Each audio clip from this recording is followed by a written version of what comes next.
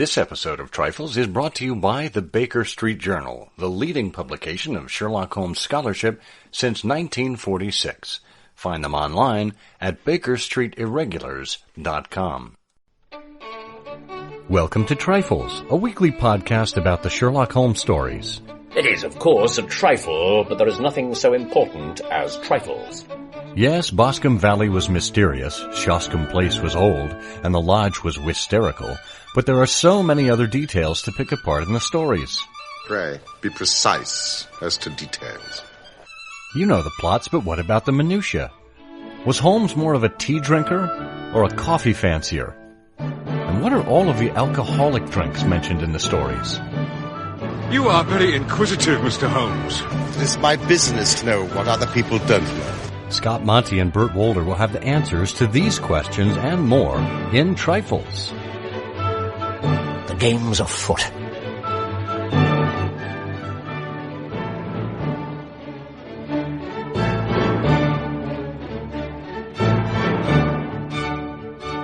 Episode 195, The Setting of Dartmoor.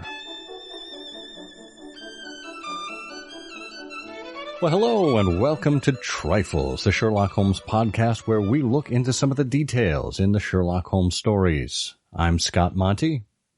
I'm Burt Wolder. And Burt, do you have your bags packed and ready to head southwesterly? Yes, I've got my Inverness all ready to go and my tweed hat. I'm set.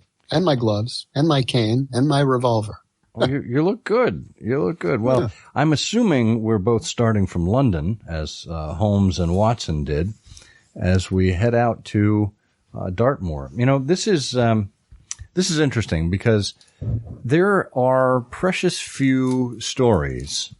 In fact, this may be the only story in which the setting is actually just as important as a character in the story as it is as the setting itself.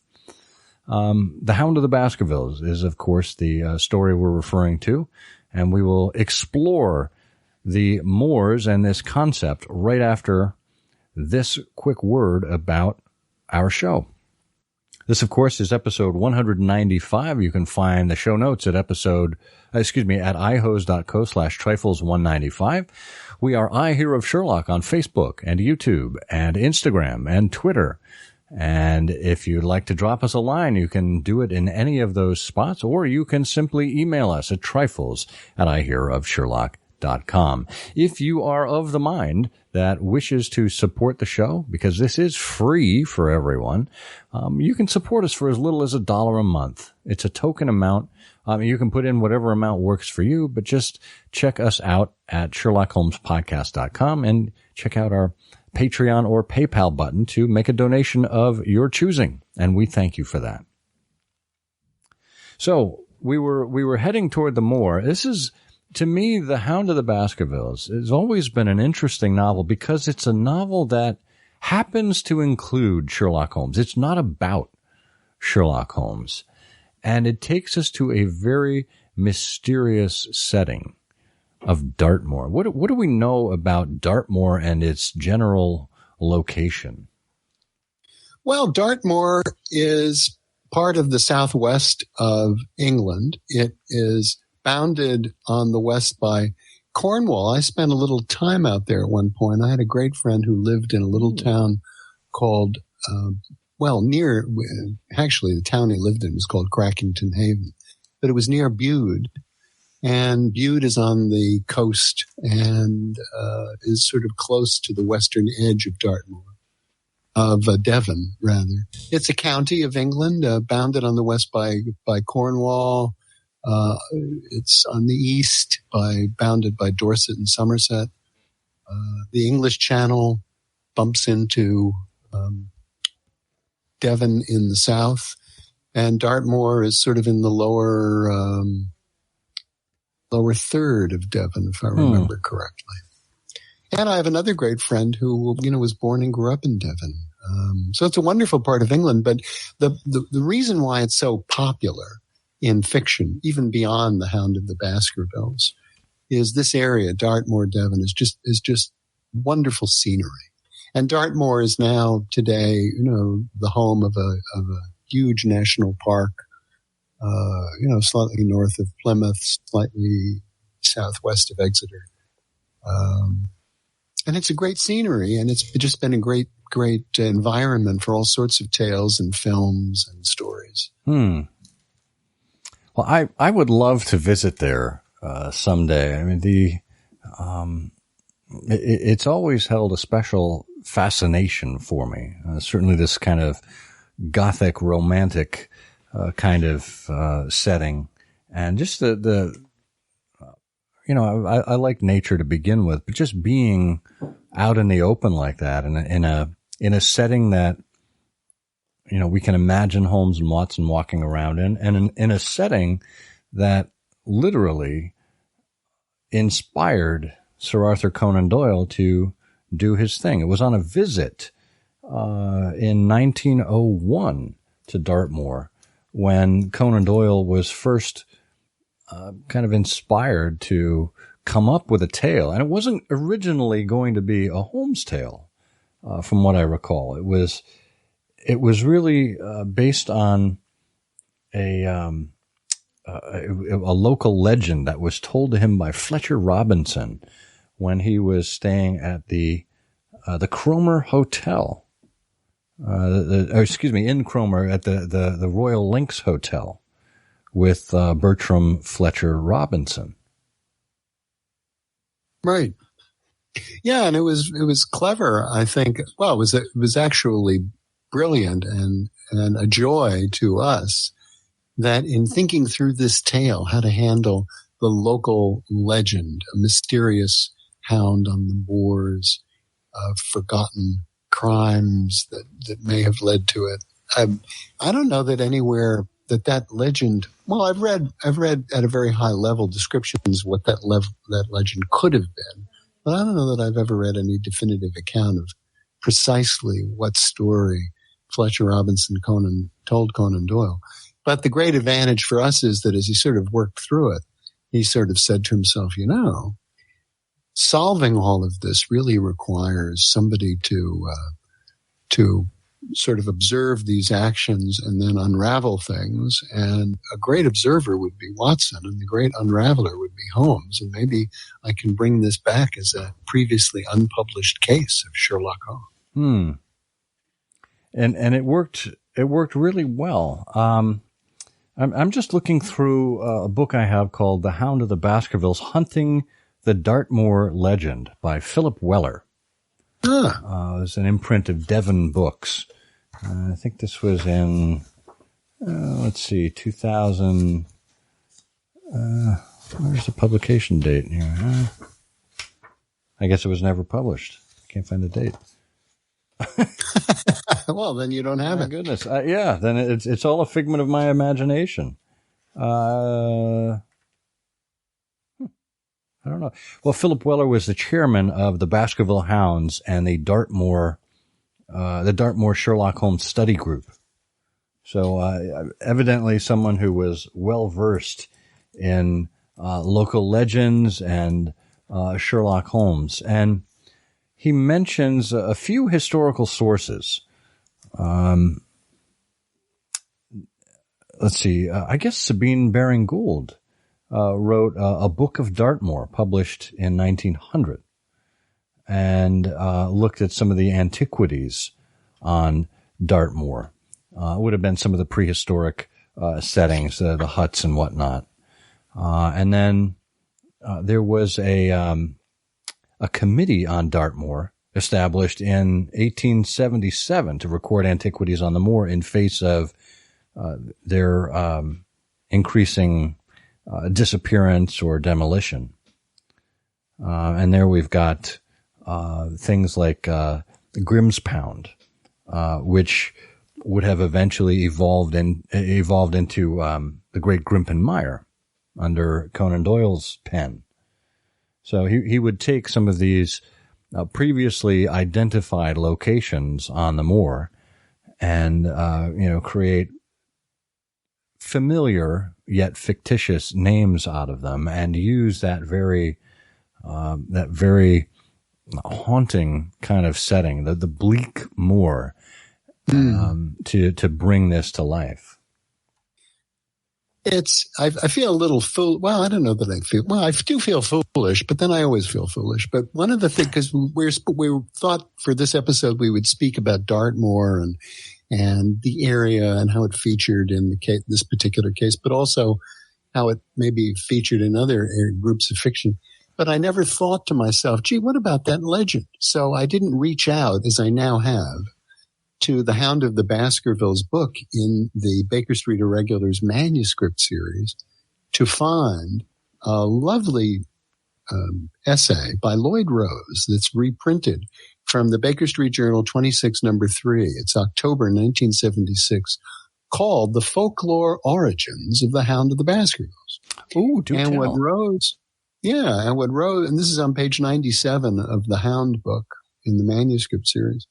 So basically, Lloyd Rose says, okay, Holmes describes it as of interest, Dr. Mortimer's story, of interest to a collector of fairy tales. And indeed it is, he says, because it combines the features of two common Dartmoor legends, that of the Black Dog and that of the Wisht Hounds, Wisht, W-I-S-H-T, hounds, in a unique and effective way. And he goes on to describe this. He says, the supernatural nature of the Black Dog is uncertain. And he refers to the fact that black dogs are found all over the country, as the dozens of black dog lanes scattered throughout the island attest. And the black dog is about the size of a young calf, black and shaggy with fiery eyes, and they're supposed to be dangerous as well as ominous. As a rule, he says, black dogs are simply haunts. They appear in a certain lane or at a certain gate or a certain bridge with some regularity, looking menacing. Occasionally, one is attached to a family and haunts a castle, as is the case with the Mouth Doog, which appears in the guardroom of Peel Castle in the Isle of Man. And he goes on to talk about the supernatural nature of black dog and how you would repulse them, and occasionally they embody the soul of an evildoer, and says, a black dog sometimes appears as an instrument of retribution. The spirit of William de Tracy, one of the murderers of St. Thomas Becket, is constantly prevented from finishing weaving his rope of sand by a black dog which appears with a ball of fire in its mouth, with which it destroys the rope so that penance can never be completed. Ooh. Well, that was a great find. I had forgotten about that. Yeah. That was so early on in the BSI Press series. And then he goes on, just to sort of close the loop around it. He says the other legend here is the legend of the Wisht Hounds, whose name, W-I-S-H-T, Wisht Hounds probably means eerie hounds, cousins of other hounds who haunt the stormy sky of the North Country with the devil as their master. And he talks a little bit about that and says that on Dartmoor, the Wisht Hounds remain firmly enshrined among the tours. To meet the pack is to die within the year.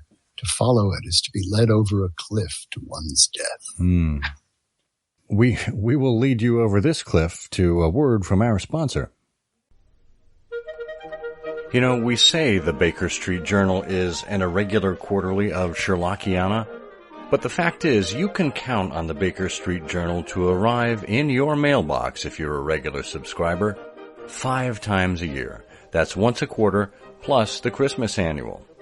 And each time it arrives, it has a regular array of features such as the editor's gas lamp, Art in the Blood, the Commonplace Book, Baker Street Inventory, and more. And of course, peppered throughout are insightful articles and scholarship that make the world of Sherlock Holmes come alive to people around the world as they try their hand at finding out deeper details about some of the minutiae in the stories or about Victorian life.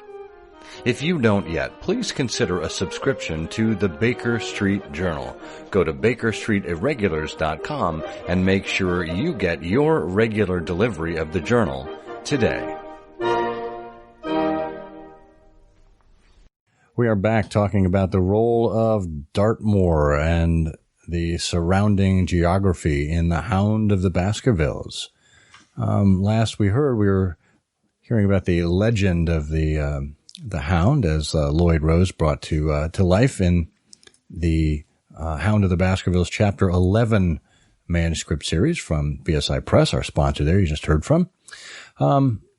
Following that essay in that very same book, Don Redman finds another tale from the late 1890s. From 1893, the tale of Dartmoor Fog, published in the April Chambers Journal, the same month that the Gloria Scott appeared in the Strand magazine. He says Doyle must have remembered something from the story, which preceded even Sherlock Holmes's disappearance at the Reichenbach Falls. It's an interesting, it's almost a side note here. It's just a few paragraphs long, but again, the moor, the fog, the mire, these natural elements making themselves useful for literary types to make hay out of them with wonderful and terrifying stories to surround them. I mean, it lends itself to this kind of storytelling. Yeah, it really does. And, just hearing you describe that, one of the things that occurred to me was Ken Ludwig. We have spoken in the past with Ken Ludwig, who's now a member of the Baker Street Irregulars. And we've talked to him about his play, The Hound of the Baskervilles, or Baskerville, I guess is Ken's play. But Ken makes the point, draws a lot of parallels to Shakespeare. And in Shakespeare, and in other plays, it's a typical device that characters are taken out of the familiar and the certain and the comfortable and find themselves in a completely mysterious and unusual place where normal laws and expectations don't apply. So in The Tempest, you have people on this island, Midsummer Night's Dream, that, you frequently wind up in a magic forest or a place like that. And that's what Dartmoor is, for Conan Doyle. You could not be chased by a spectral hound on Regent Street. You really have to be someplace different. In Devon, in the countryside, in the wilderness, in this sort of natural area, unspoiled, mysterious, full of folklore and rumor, Grimpen Mire, the prison, Selden the convict. It's why you occasionally encounter in the cases of Sherlock Holmes estates where animals from Africa run free, troops of gypsies pass noisily and mysteriously in the night, and things like that happen. That's marvelous. Well, I mean, between the Hound itself, between the moor and its surrounding legends, I mean, this gives us ample material to work with. And to me, I recall, there's so many different, film iterations of the Hound of the Baskervilles, but I recall probably most vividly the first one that I saw, which was not the Basil Rathbone Hound, which, by the way, just as an aside, it was very clear that the Rathbone Bruce Hound of the Baskervilles was shot inside of a Hollywood studio. The echo as they were running across the moor and the lack of depth in the shots of the wilderness indicated that this was clearly a soundstage. And it was hampered by the lack of any kind of score at the time, any kind of soundtrack. It just falls dead as far as sound design. But the first Hound of the Baskervilles I saw was the Hammer Hound with Peter Cushing. And I thought their solution at the end of the movie, which, again, this was one of those things that was that happened off page in the novel. Having Stapleton dash into the moor, trying to find his footing, and getting caught in the mire, and everyone watching him getting sucked down into the great Grimpen Mire was just such a wonderful touch And it still sticks with me today as, the Moor almost literally reaching up and taking him down into its depths for violating this nature preserve, as it were, with his nefarious tactics. Yeah, I like that very much. I think the first hound that I saw was also the Cushing Hound. And that was 1959, I think. So that was, 20 years after the 20th Century Foxhound with Rathbone. But I'm lost when I try to think of other hounds. Was there an Ian Richardson hound in that little series? Yeah, with Brian Blessed was in that one. I think he played... oh, that's right. That's right. Now I remember. Laura Lyon's ex-husband.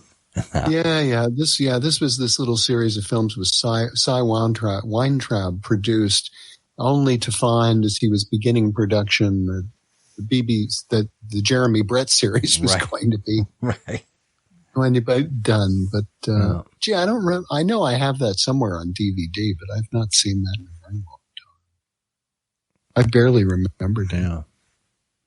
But again, I think again about the Hammer Hound and their dramatization of the Hound legend. Again, a wonderful use of setting and scenery there. As the maiden fell dead, and as the hounds attack Sir Hugo on that altar of sorts as part of the rocky landscape. It worked really well even though it was a dramatized version of Dartmoor, it worked really well to bring that to life. Well, Hammer, just employs all the elements. They know and knew from their series of horror pictures, the pictures they would do about Frankenstein and Dracula, what the elements were. The great color palette, sort of the accentuated colors in some areas, the mysterious lighting, the great use of music, casting people like Peter Cushing, the positions of the cameras,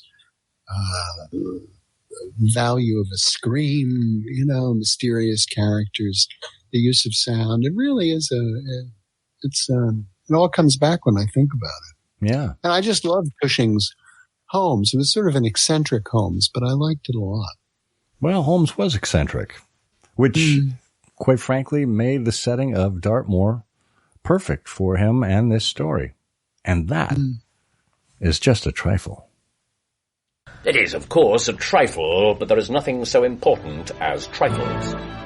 Please join us again next week for another installment of Trifles. Show notes are available on SherlockHolmesPodcast.com. Please subscribe to us on Apple Podcasts and be sure to check out our longer show, I Hear of Sherlock Everywhere, where we interview notable Sherlockians and share news of the Sherlockian world. You've taken my breath away, Mr. Holmes. Above all, avoid the moor, when, as the old parchment quaintly put it, the powers of evil are exalted.